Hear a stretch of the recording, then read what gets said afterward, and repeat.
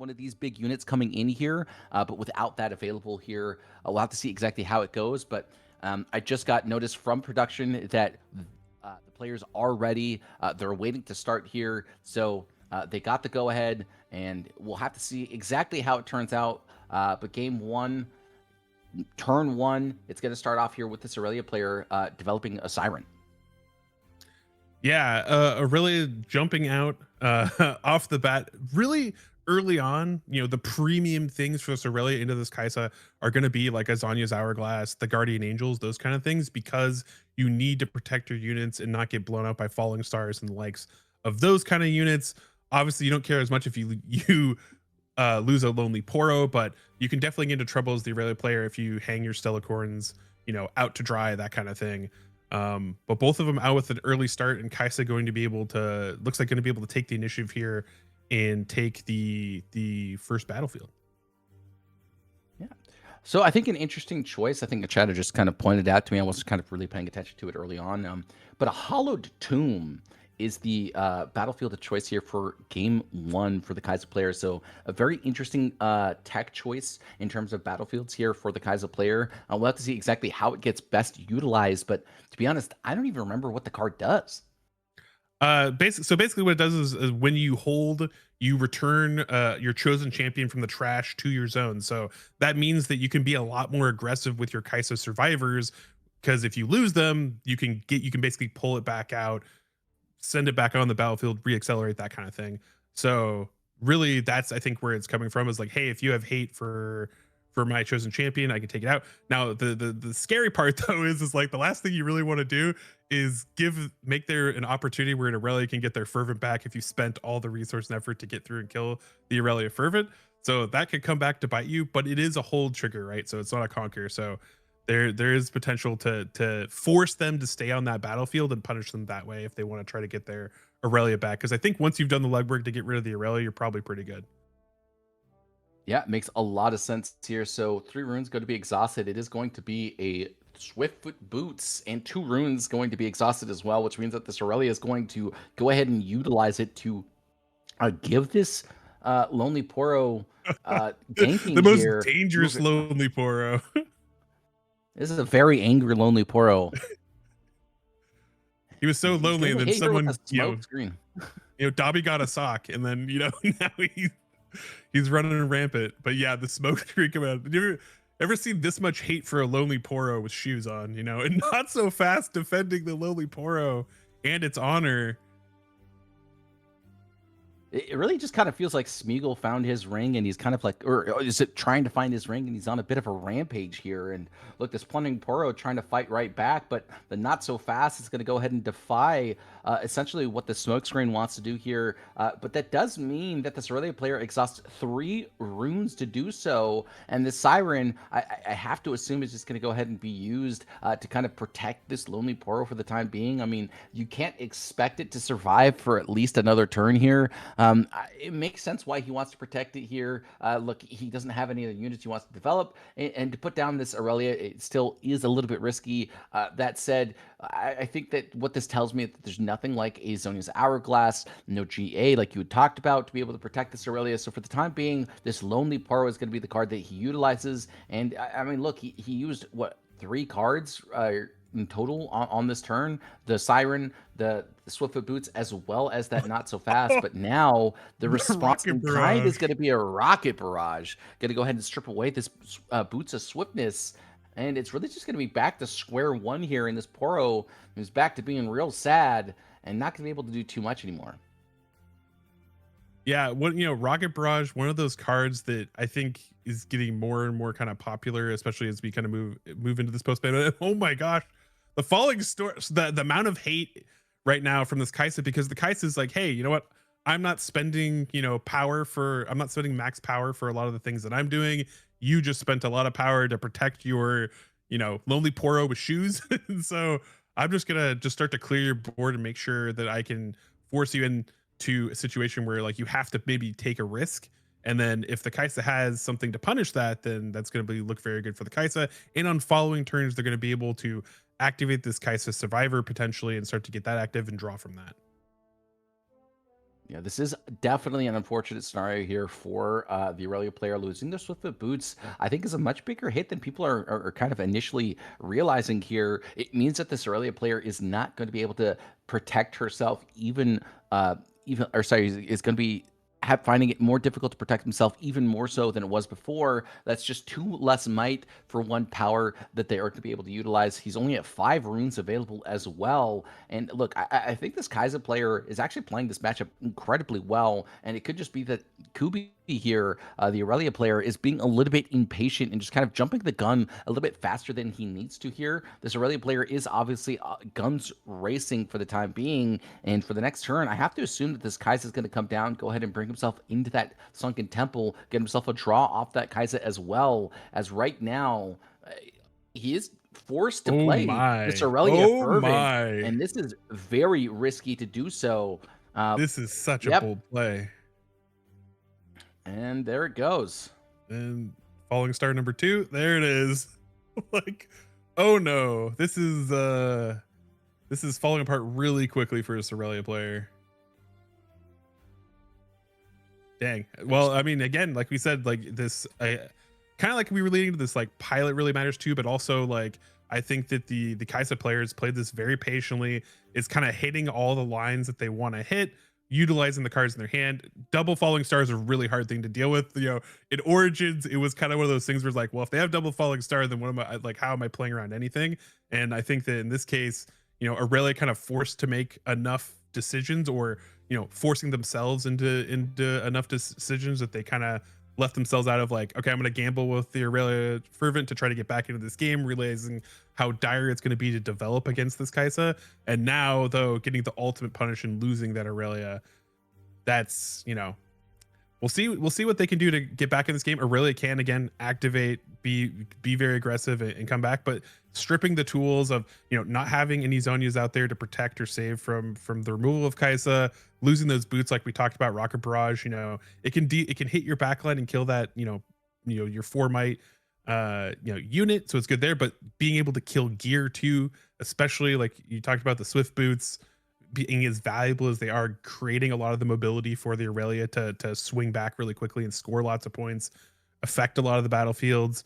Really huge momentum. Now, the good news is Aurelia does have 6 cards in hands, but they're really thinking about, okay, what am I going to play that's going to help me, you know, maybe probably not even immediately this turn, but be able to kind of get back in the swing of things on following turns, because this Kaisa, you know, they're going to keep drawing cards, has 3 in hand, going to have 4 for the next turn, going to have a lot of answers. And if you overextend yourself too much trying to get back in, that's like the danger against Kaisa, because she punishes that so easily. Yep. So, I mean, does have himself a Stalecorn Herder, which is definitely what you want to see here, and is going to go ahead and use this on guard as well, which means that he's going to be able to bring himself up to 5 runes. And so now, going to go ahead and try and put himself onto this Hollow Tomb, get back as Aurelia like we had talked about. And he's going to be able to draw himself a card as well with that move. Going to go ahead and bring himself up to 3 points, but this Kaisa player still has 3 cards in hand. Is going to be able to go up to 4 cards as well. And now, with that said, he might just go ahead and use this Siren. He does have to pay the 1 energy to. He needs to. What? He didn't exhaust the Siren or the 1 energy. I think he's missing a step here. I think he paid. I saw him pay the 1 energy for the Siren to bring the Stalecorn back. Yeah, but he has to pay 1 energy for the Irelia to ready herself with the Conquer. Yeah. Okay. Well, right, we're not judges. Yeah, we're not judges, chat. We'll just have to move on and pretend like that didn't happen. All right. So Right? Yeah. Stalecorn goes on a ride, draws, fills your hand, and just like that, Aurelia in a position to come back. But the 3rd falling star. I mean, I don't think it's as bad in this instance, because, you know, the Aurelia, the Kaisa doesn't really fully have a board right now, but that's wild. to have to play around 3 falling stars at the very beginning of a game. Yeah. But the Stalecorn did its job. good winning around, cleared the boards, got you back even in points, and was able, you know, just to drop a bunch. So You ever see Happy Gilmore? Yes. It's all in the hips, baby. That's what that Stellacorn Herder reminded me of. It's all in the hips. And Stellacorn number 2 coming out. I mean, thankfully, at this point, this guy's a player doesn't have to worry about any more falling stars coming down. But I think at this point, you are actually legitimately concerned about a card like, oh my God, Rocket Barrage. We have to assume that there's at least one other Rocket Barrage in this Kaiser player's deck here. There's a lot of gear that you want to hit in this set 2 meta. There's a ton of equipment. There's gold. There's just an absolute plethora of cards that are worth hitting at this point in time. So this Guardian Angel is going to come down as well. So he finally finds himself a Guardian Angel. Is going to go ahead and recycle a rune, get himself that Guardian Angel that he really needs to find, and attach it to this Stellacorn Herder. And now we have to see if he's going to go ahead and bring it onto this Hollow Tomb. Looks like that's not going to be the case. He's going to go ahead and go right into that Sunken Temple, go ahead and trigger that move, get himself up to 5 points, and is now finally at a point threshold. Well, you know, Sasuke, who needs Irelia Fervent when you have Stellacorns, you know? that's really what this Irelia play is saying right now. Is like, that's fine, you got rid of her. You know, now I have my G8 up Stellacorn, and we're just gonna try to ride this to victory now at this point. And, you know, Kaisa, though, does have a lot of really good threats that they can, you know, they can send out accelerated or pseudo accelerated. So the Stellacorn being left on the battlefield, not necessarily in the safest position, although I have a feeling I know what that one energy is sitting there waiting to cast. So we'll see if Kaisa can get over that. Yeah, I mean, Defiant Dance is definitely a very, very scary card to deal with here.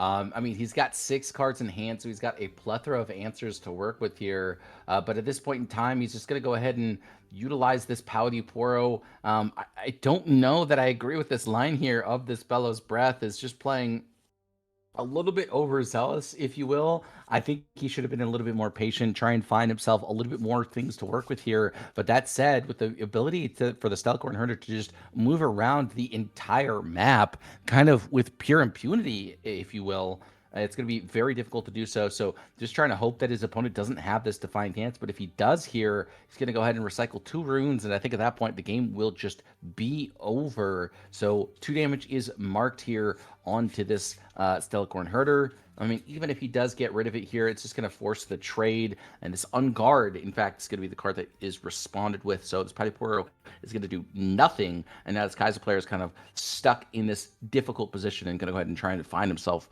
a way to get back into this game on the following turn. Yeah, it's definitely worth a shot. I think maybe the Kaiser player got tunneled on that it's going to be Defiant Dance and that, like, I'll burn some runes off of him and maybe that'll be a saving grace. But now 2 cards passing in, a Stellacorn holding and pulling back. This is not where you want to be as the Kaisa player. It started out good, but then one rambunctious Stellacorn later, and it's looking tough. Yeah, I mean, look, this Kaisa player had just such a good start. But unfortunately for him, just does not have it in the gas tank to kind of close it out here. This earlier player was able to find 2 Stellacorn Herders, and 2 Stellacorn Herders later, what once was 3 cards in hand is now 9, and a Draven Audacious on the battlefield as well. And now it is going to be up to this Kaiser player to try and find his way into this game with only 3 cards in hand. It looks like he's going to go ahead and recycle 1, recycle 2 for the deflect cost of the Draven to try and go ahead and get this Singularity off. And now this earlier player very likely has some sort of answers. 1 rune is going to be exhausted, and it's going to be an on guard at that. So this Draven Audacious is not even going to get taken away here. And so, yep, that is going to be game number 1 going to this Irelia player. Very, very well played. Unfortunately here for the Irelia, or for the Kaiser player, it is going to be game number 2, and he's going to have to find a way back into the series, but will be on the play at the very least. For example, there's just certain units that are so big you're not going to be able to get over that hump and retake some of those battlefields. So since we saw kind of none of that come through for the Kaisa, hopefully we get to see her establish a little bit more control off the back of really strong removal if they get it again this time. Yep. So looks like at least one of these players has finished their sideboarding and is starting to do the mulligans, or it looks like they actually just did do their mulligans. So now it is going to be up to the Kaiser to finish their mulligans. Looks like that is going to be the case. And here we are off to game or turn one. And it looks like a Plundering Poro, kind of a signature card of the Kaiser players here in set number 2. Yep, you know what's better than having free power? More power, free power. Like that's kind of where you're at, especially how much removal this Kai'Sa player is running with double power. Being able to pay for that and being able to get it for a true free cost with your falling stars or singularities feels really good, and that is a really strong board off the bat. It takes a lot of cards out of your hand, but being able to get out this much might early definitely is a lot more stable than we saw in the first game.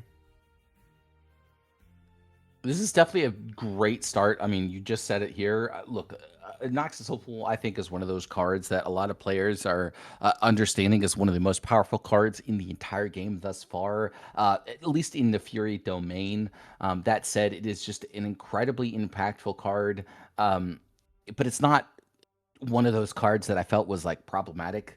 I had actually talked about on my Twitter post a few days before the ban had hit that Fight or Flight honestly felt like a pretty ban-worthy card. It was one of those cards that you didn't really think was that impactful, but it was in every single purple deck as a 2 or a 3 of, if not, if not at least a 1 of. And even in the Chinese region, the finals was 2 Irelia players that ran at least 1. I know that if I'm not mistaken, I think there was an additional 1 that was run in both of them as well. So, I mean, it's a very powerful card, but it's not so overpowered that you can't that it feels like it's a ban-worthy card. I don't think any player has thought so far that Noxus Hopeful needs to get hit. But that said, here we get to see a card that I think a lot of players don't really play around too often, which is Get Excited. And so the fact that the early player did have a hard bargain, it means that again he kind of exhausts all of his runes, is able to overtake this battlefield here, and does get to ready 2 more runes, so potentially we'll be able to utilize that as well. But that said, it is going to take him a few turns before he's really able to come back onto this rune threshold here. He's stuck at 3. This Kai'Sa player's at 4, or at 6 rather, and the point score is pretty even. Yes, this Swift Boots is going to be able to do a lot of work, but with the Ferris Forerunner in that backline here, I have to feel pretty afraid that it's going to be a long time before this Ferris Forerunner is fully dealt with. Yeah, again, I alluded to it a little bit in the lead into the match, but Ferris Forerunner is like a really awkward unit for Irelia, where like Irelia kind of has to solve, like Irelia Fervent kind of has to solve it with buffs to be strong enough. But before that, you used to be able to use Fight or Flight that we've talked about, but now that you don't have that as an option to rebuff this Ferris Forerunner, it's just a really solid unit for Kai'Sa to run out here and battle it out with the units that Irelia is going to be able to put on the board. But this Lonely Poros, like I've actually been pretty impressed with how much mileage this Irelia player is being able to get out of just a Lonely Poro. Not usually the sung hero that you would expect for the deck, but and normally you expect it to go hold, die, do its job, draw you that 1 card, but it's putting in work and miles, racking up a lot of frequent flyer miles for this Irelia right now. But Kai'Sa's board state a lot stronger now, being able to have removal plus other big units, and we're gonna see a progress day. We're just gonna fully fill that hand, hopefully find a bunch of answers, and prepare for what now the Irelia has been kind of held down on runes, trying to protect this Lonely Poro and get to that stage. But now we're also transitioning to the stage where Irelia Fervent has the potential to get online, depending on if we have a Zonia's or Guardian or something else in the hand to start playing around with it. Definitely don't want to hang it out to dry, but it's gonna be a lot harder for this Lonely Poro and its sweet shoes to be able to deal with the Ferris Forerunner and what the board state that Kai'Sa is starting to build up. But it's gonna fully tap out here. Yeah. So, I mean, this Targon's Peak is going to be able to ready 2 more runes. So, this kind of Plundering Pro is essentially free to deal with it. And I think the only card that this Kaiser player really has to be able to interact right now must be something like a smoke screen. It could be just something as simple as like a Hextech Ray. But either way, both of those cards do get hit by Defy. So, if there is something like a Defy in that battlefield, it is going to be very difficult to deal with. But instead, just going to go ahead and say, look, I'm not really afraid of a Hextech Ray. So Patty Poro is going to get stripped away, and now it is going to be up to the Kaiser player, or sorry, this Irelia player rather, to give it. I mean, I don't know what this Irelia player is thinking here. Maybe he's just going to go ahead and conquer the battlefield, go ahead and use something like a Siren. Maybe he has something like honestly, I'm out of ideas here because he's only at 3 cards in hand. There's a Lonely Pour on the battlefield, 7 runes available, but he kind of just ran out of gas for the time being. I mean, this Aurelia player getting this progress day off when he did is a huge boon for him, and the fact that this Ferris Forerunner is already on the battlefield as well just makes things even more awkward. I mean, you had talked about it, so well that this Ferris Forerunner is 6 might. It's a very, very difficult card to deal with for these Aurelia players, especially if you don't have anything like a Stellarcorn Herder to just kind of move around the battlefields and give yourself all those draws that the Stellarcorn Herder is known for. Yeah, it is one of those tough situations because the last thing that the Aurelia player wants to do here is overextend. And you just saw your opponent progress did draw a bunch of cards. You know that there's also a survivor kind of waiting in the wings to find an opportunity to get a draw at some point. So you're kind of in the situation where it's like if I put out something else and it immediately gets punished, I don't, with a thin hand you might not have enough answers, then you've lost the game on the spot. So I think they're in a situation where it's like, how much do you risk and say, do you have it, and how much do you try to hold back and bluff a little bit? And we see a tide turner just played straight to the battlefield. This is Or definitely an interesting choice here. I think it makes a lot of sense. He's a little bit afraid to go ahead and drop down this Aurelia Fervent. Doesn't want to get it hit by something like a Singularity or really any of the removal tools that Kaiser has available to it. I mean, even something as simple as a Rocket Barrage right now is an effective answer for it. So, gonna go ahead and just put down this Tide Turner and hope that there's not enough in the gas tank for this Kaiser player. And so now with this Darius coming down, it means that there's just a little bit less to deal with here in terms of tools for this Aurelia player. Look, this Lecturing Yordle is going to come down. This Darius is going to go ahead and ready. And there's 7 runes available, but only 2 cards in hand. And so the Kaiser player kind of has to play a little bit gutsy here and hope that there's nothing like a Defiant Dance, because if there is, it's going to be pretty difficult to get over. So with that said, he probably just has to send in that Plundering Portal with it just to kind of play around a card like that. But you can't expect more really than just one combat trick in terms of what this Aurelia player has available. Yeah, it is one of those things where like the resource right now that you're pressuring here is the hand, and the fact that the units they're showing you are very small, can't get over your Ferris Forerunner. So I think the option here is like you said, is you take the gutsy call, you move it, you push in and say like, hey, do you have it? And if even if you do, you're going down to no cards in hand. There's no Stella Core, there's no like it lowers your options enough that here we go. Yeah, we see it. And there's the take. Lonely Poor are going to draw the card, and Kaisa now starting to establish again, having those more premium units like we talked about that were missing from the previous game, and might be enough to hold out here unless we can see the big Aurelia turn come out and start to clear this board and get them back in a winning position. Yeah, we'll have to see if that is going to be the case. I mean, this really has a lot of tools available with just that Boots of Swiftness. The fact that Lonely Poro was able to draw him an additional card here means he's all the way back up to 4 cards in hand.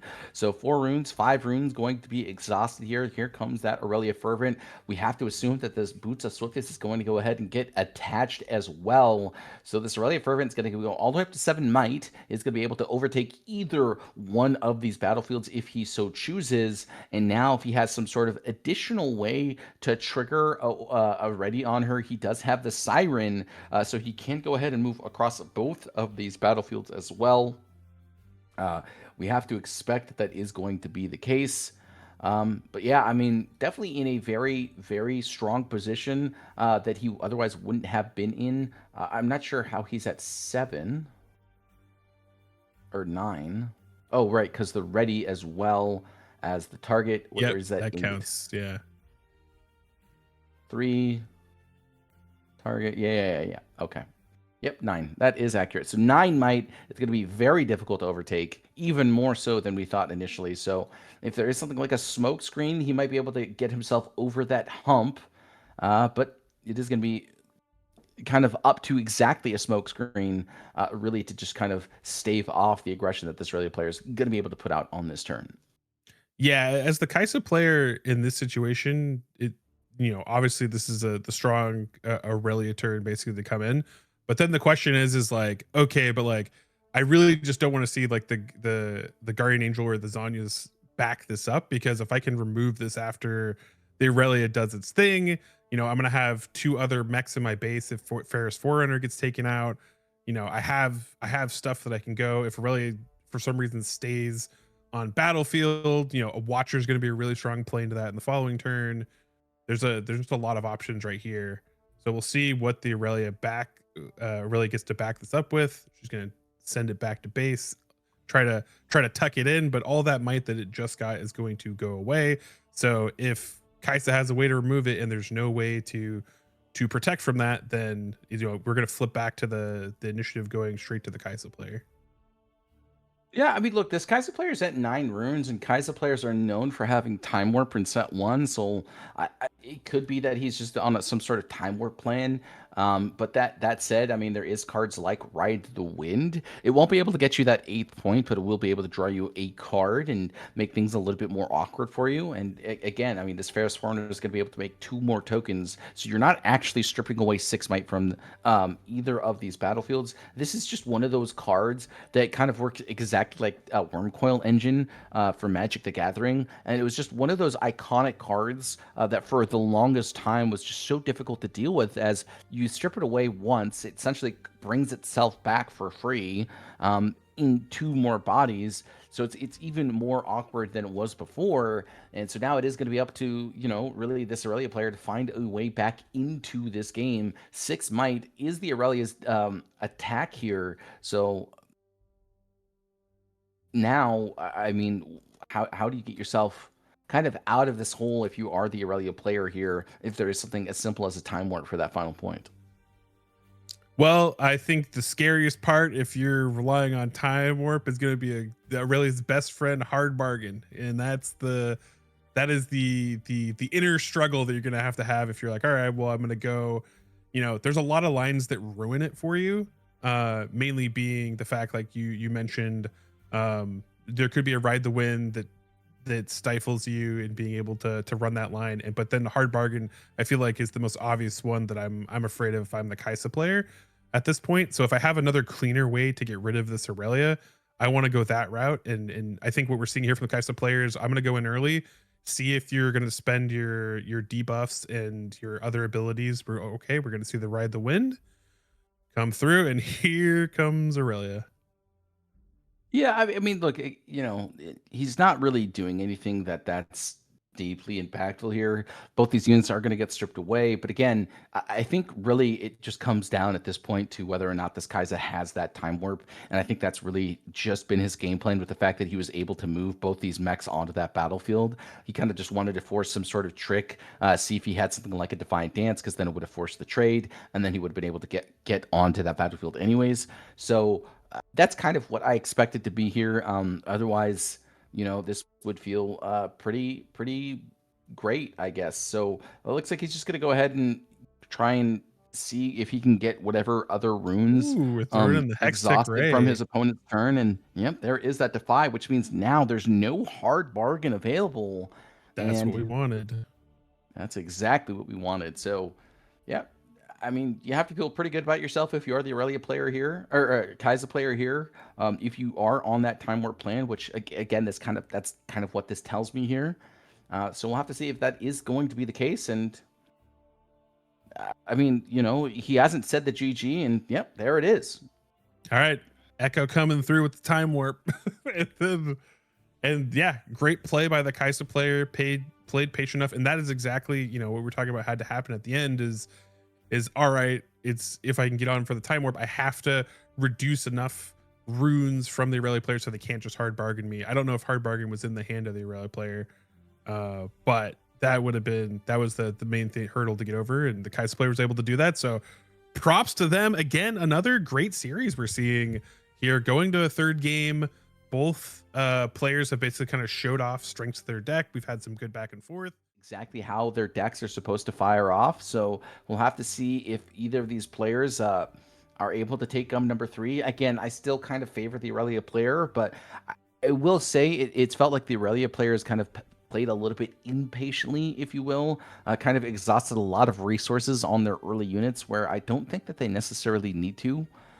So I hope they play a little bit more patiently, but I guess they're just kind of afraid of all the removal tools that the Kaiser player has at his disposal. And without cards like Fight or Flight to protect your units from things like, Hextech Ray or a Void Seeker, which we haven't seen at all this series, uh, it does feel like the Irelia players definitely lost a lot of its tools. Yeah, but Irelia going to start out with the Tide Turner, get that early 2-drop, going to get to the side right away. We're running, it looks like we're running Zon Warrens in the Void Gate here. So Kai's going to have a little bit more ability to kill things that stay on battlefields. Unfortunately, Irelia usually doesn't like to leave things on battlefields, especially that one. And Zon Warrens, I think that, we've seen the traveling merchant and those kind of cards kind of coming in to fill the void gap, if you will, of losing things like Called Shot and other things that can give you consistency in a deck. So being able to You draw, missed the discard. opportunity to say Void Gate pun. Sorry, go ahead. I'm sorry, my bad. But anyways, we're gonna see the oh my gosh, the Tide Turner move in and actually take the Void Gate. So I'm just gonna eat my words here as the Tide Turner just moves in onto the most dangerous of battlefields. I mean, that tells me that he's very, very happy with what he has in hand. So, that's the only reason I could see that being the case. And a Rocket Barrage going to come right down, and I have to assume it's going to go ahead and strip away that Guardian Angel, which means that this Aurelia is going to have to come onto that battlefield naked. And that also tells me that the Kaiser player is on something like a falling star or possibly even a singularity to be able to deal with whatever card that his opponent is going to put down, because otherwise there's really no reason to just rocket barrage a gear like that by itself. So this Patty Porter is going to come down onto this on Warrens. He doesn't want to force the trade onto the Void Gate as of yet, and now he has to decide what he wants to let go of his hand. And I mean, both of these players have got to feel pretty confident about what they have in their hands. Yes, they do, and I think that really, again, the Thousand Tail Watcher going to hit the discard. Haven't really seen it come into play, so don't blame the Kites player for dropping it. We don't know what else they have in their hand as well, and it's not going to come out anytime soon. So we see that, but again, the Rocket Barrage, key card to be able to remove the Guard Angel, the Zoni's Hourglass. Those are the big gears and things that are going to keep this Aurelia alive when it does get active. And so taking away that safety blanket is a really huge play in the Kaisa's favor. But now we see an all too familiar sight, which is some small unit getting some sweet kicks and then going and stepping on some battlefields. And that Patty Porro going to head straight to the trash.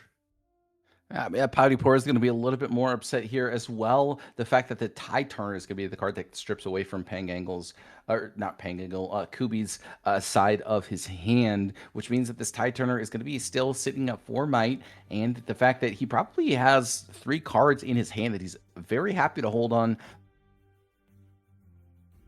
Again, we saw that he went on that Void Gate, did not want to allow that Tide Turner to hit the graveyard, or whatever cards were in his hand to hit the graveyard, was very happy with what was in his hand. And then for the Kaiser side, the worst card in the Kaiser's hand was a 1,000-tailed Watcher. So both players are very, very happy with what they have in hand. And now it is going to be up to the Kaiser player to kind of continue to bolster what he has available. And one thing I will say is I feel like we haven't seen the Kaiser come out at all this game, and I mean, this is the time we've had to see it hit the field.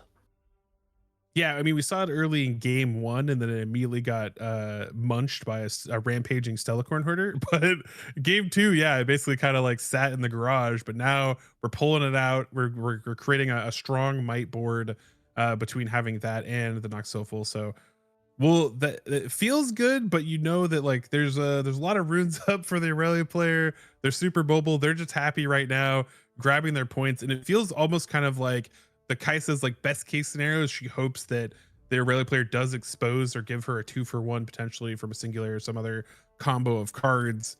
Now at this point, it's just kind of begging the Irelia player to overextend, but the Irelia player has a very comfortable lead right now, so it might be hard to coax them into that situation at this stage in the game.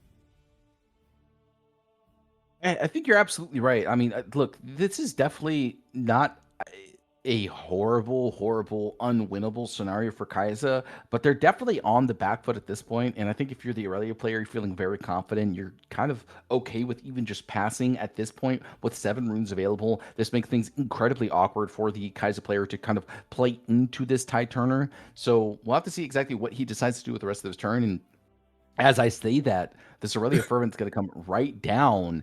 And I think this will give, exactly like you talked about, this guy's the opportunity to do something like a singularity if they have it available. Yeah, I'm just hearing Yu-Gi-Oh! You activated my trap card moment. Like it had. I mean, the reaction isn't swift though, so that could be a good thing for the Irelia player. But I feel like they're probably just calculating like, all right, what are the outs that I might have to deal with this Irelia, because it can get pretty big pretty fast. But it looks like we're probably going to start with a falling star. It looks like. Yep, and there comes the falling star. So, is it going to be a 1-and-1 scenario, or is it just going to be both on to? Nope, it looks like it's going to be on to the Tide Turner, and I'm uh, I'm surprised to see he recycled 2 runes and tapped his or his Kaiser there. So I'm not sure why he tapped the Kaiser, if that is the case. Regardless of that, though, I mean, being able to conquer both these Oh, battlefields, I feel like it's a pretty good he start. did. It looks like he did damage to the Aurelia. That's what I see. So maybe he was playing the deflect cost for the Aurelia. Oh, I see. Okay, now I see it. Yeah, because the void. I think because of the void gate. The first was on the void gate. Yeah. Yep. So the Now, one yep. was on void gate. Yeah, yeah. So that's where we found it. We solved the conundrum. Good use of the word conundrum. Oh, thank you, thank you. Yeah, just. Mm. But All now right. Aurelia has some damage on her. You still have 2 runes up, but then the big play from Kaisa coming in here now is see what they decide to do with the battlefields. Does he expose any units here? We'll see what the Kaisa decides to do now that has been able to strip at least some of the battlefield so far. Yeah, I mean, look, it's going to be up to this the Aurelia player to have like some, yeah, Yeah, I was gonna say something like a discipline, defiance, or on guard to be able to respond to this thousand-tailed watcher. So he does have that. That is going to give the Irelia +3 because it was chosen. So that is going to be able to protect him from the likes of that there. And now with all of his runes exhausted, that means that this Aurelia does get to survive for the time being, and we'll have to see exactly what he decides to do with the rest of his turn here, because moving on to both these battlefields can feel incredibly risky. I feel like you're kind of just accepting that both these units are going to die if you do that at this point. And the fact that this Noxus Hopeful is going to get taken away kind of even further solidifies my point that he's, or I guess not really. Sorry, I realized that that was not the same Noxus Hopeful, and my brain just melted a little bit there. But No, yes, it's fine. It's okay. The Zod Warrens. We got. He didn't want to play with that toy anymore. But yeah, like you were saying, if you go out and put the Noxus Hopeful onto the battlefield, it's getting picked up right away. We know that this Aurelia is probably going on a world tour. You're tapped out. So what are you willing to lose? And it's going to be the Kaisa getting able to draw you a card. But now the thing you definitely don't want to see is a Guardian Angel coming back out and knowing that you now have officially lost your window to take down this Aurelia Fervent. Definitely a game swinger type of decision there. And now that it gets to sit up, You also are going to get to hold up a lot of runes to protect it with a guardian angel and waiting in the wings. Like, this is a little bit taller of a task than was previously for the Kaisa, especially down this many points in the game so far. This is definitely the worst case scenario to be in if you are this Kai'Sa player. I mean, look, there's 7 runes available. I have to assume that this Guardian Angel is going to get attached here. He's going to go ahead and discard a Ride the Wind. So that tells me that his hand is absolutely gas here. A bit of a shocker to see him go ahead and strip away that Ride the Wind. And now this Guardian Angel as well going to get attached to this Irelia player. 2 more runes going to be exhausted. It looks like it's going to be a Lonely Poro. And now it's going to be off to Pengagle's turn. But with only 8 runes available, I just don't see how you're able to overtake what this Irelia wants to do. There's 5 runes available for this Irelia player. You have to assume that there's cards like Rebuke, possibly Defiant Dance, possibly Discipline, just all the sorts of combat tricks that Irelia is known for here. So getting over this Irelia hump is going to be incredibly difficult to do so. Yeah, it's going to be a big investment coming in here to try to get this Irelia off the battlefield, let alone off the board. And Thermo Beam. You save it in your back pocket for this one moment. These equipment decks hate to see it, and being able to remove the Guardian Angel and the Boots of Swiftness, like huge play. But you still have to get over the fact that you got to get her off the battlefield. Rebuke coming in.